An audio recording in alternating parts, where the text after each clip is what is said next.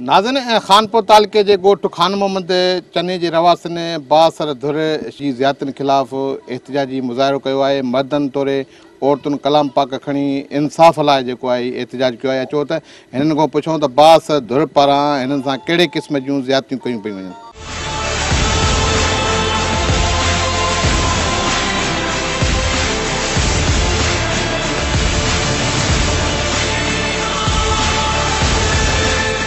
असांजा मर्द वेचारा निकिरी नथा सघनि, न ज़ैफ़ा निकिरी था सघूं। असांखां वयल असांजा बचड़ा बीमार, असांखे वसियत न आहे त असां निकिरूं।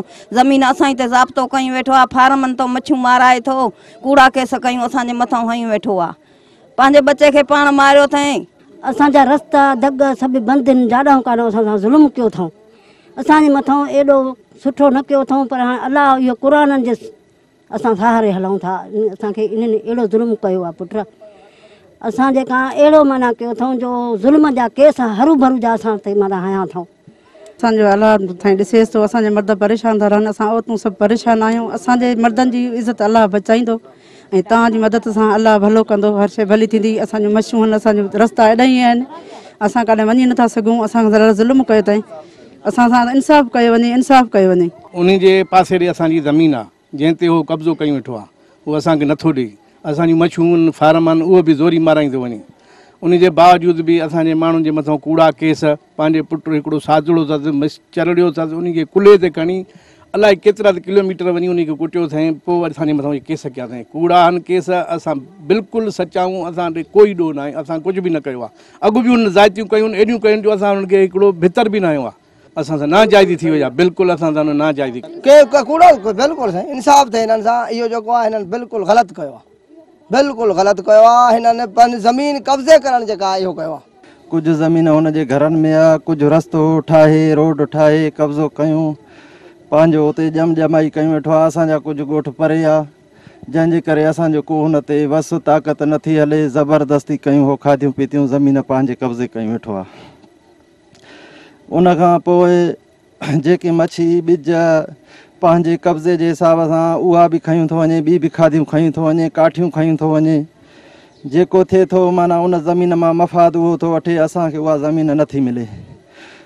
SP वटि अॻे विया आहियूं, कमशनर वटि विया आहियूं, मुख़्तियारकार वटि विया आहियूं, का बि असांजी ॻाल्हि नथो ॿुधे। उते लिखत ॾेई थो अचे पर उनजी छीनो नथो करे।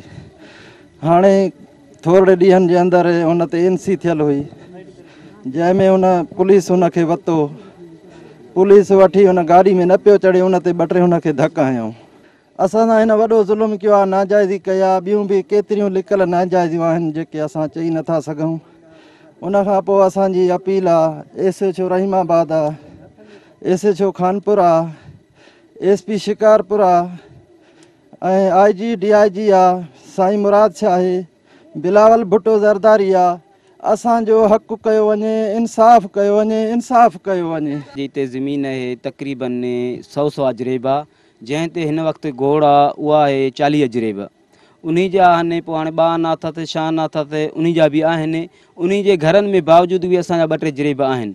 जंहिं वक़्तु असां हिन खे अमीरनि वटि बि चयोसीं, बा चङनि मठनि खे दाह ॾिनियूंसीं बाबा, पोइ उन खां बावजूदगी में असां तंग थी अची करे असां NCयूं कराईसीं, रहीमाबाद बि कराईसीं अची, खानपुर बि कराईसीं अची, हिकु अॻ में महीनो अॻ में कराईसीं। उन में छॾाए वियो, चई मां फ़ैसिलो कंदुमि। असां बि चयो ठीकु आहे बाबा, इन में भली ॻाल्हि आहे, फ़ैसिलो करे थो त भली ॻाल्हि आहे। असां उहा शइ बि बंदि करे ठीकु आहे, उन खां भॼी वियो। 2 ॾींहं अॻ में फ़रियाद कई आहे, पोइ 2 ॾींहंनि खां पोइ पुलिस आई आहे रहीमाबाद, हिन खे वरितो अथईं। वठण खां पोइ कहिड़े तरीक़े सां बि छॾाईं, अचे फ़ैसिलो कंदासीं, ईअं ड्रामो करे हुन खां छॾाए हलिया विया। उन खां बावजूद हिन अची कावड़ में जज़्बात में अची करे असांजो हुते फार्म आहे मच्छीअ जो, असांजो हुते छोकिरो हिकिड़ो निमाज़ पढ़े पियो, सिजल थियो टाइम हुयो जेको उहो ॻाल्हि करे थो। मां निमाज़ पढ़ां पियो, नंढड़ो पुटु कुल्हे ते खणी आयो जेको इन वारदात कई आहे। की असांजी अपील आहे बिलावल साहब खे, IG DIG खे, SP साहब खे, खानपुर जे अमलदारनि खे ऐं रहीमाबाद जे अमलदारनि खे, सभिनी खे इंसाफ़ कयो वञे। हक़ असांखे वठी ॾियो, इंसाफ़ कयो, हक़ ॾिनो वञे असांखे।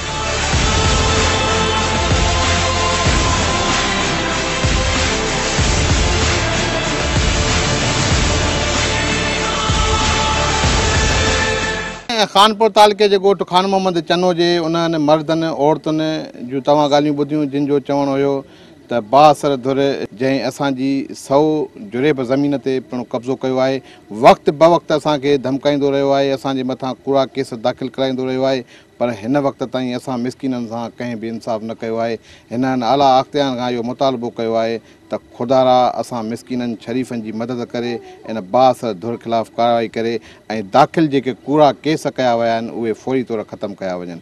कैमरामैन अली मुर्तज़ा छा सां गॾु रहीम लाड़िक, सन TV न्यूज़, कानपुर।